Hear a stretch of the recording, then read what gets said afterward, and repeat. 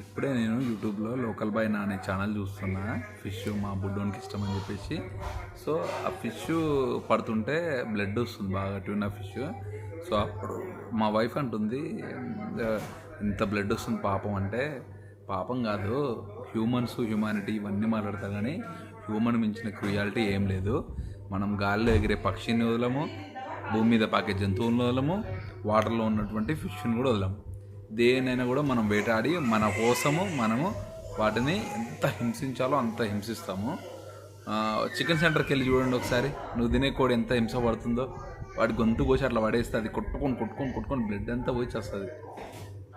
ఒకసారి నువ్వు మటన్ సెంటర్కి వెళ్ళి చూడండి, దానికి పాపం బేబీస్ ఉన్నాయా, దానికి ఏమున్నాయా, దానికి ఫ్యామిలీ రెస్పాన్సిబిలిటీస్ ఉన్నాయా, ఏం చూడం మనం.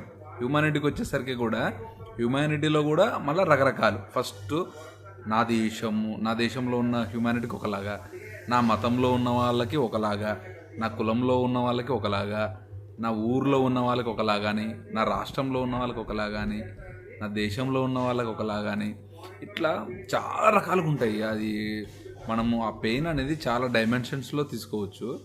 సో మన కుటుంబంలో జరిగిందనుకో, మన ఫ్యామిలీ మెంబర్ అనుకో, మనము చాలా ఇది ఫీల్ అవుతాము. తీస్తాను, తింటావా?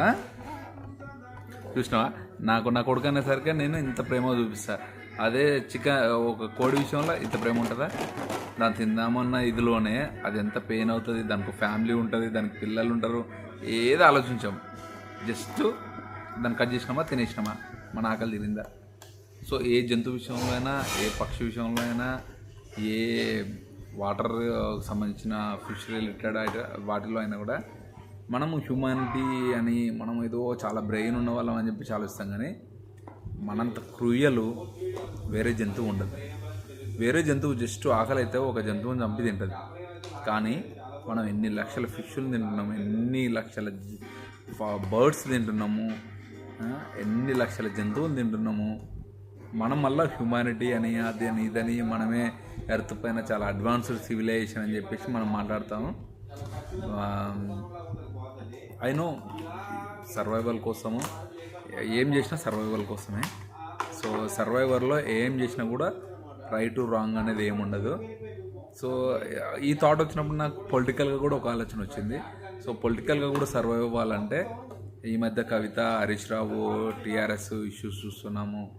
మరియు రేవంత్ రెడ్డి రాజకీయం కోసం వాళ్ళ ఫ్యామిలీని ఎంత స్టేక్లో మనం ఎంతసేపు ఉన్నా కూడా కేసీఆర్ ఏదో చేసిన అనుకుంటాం. కానీ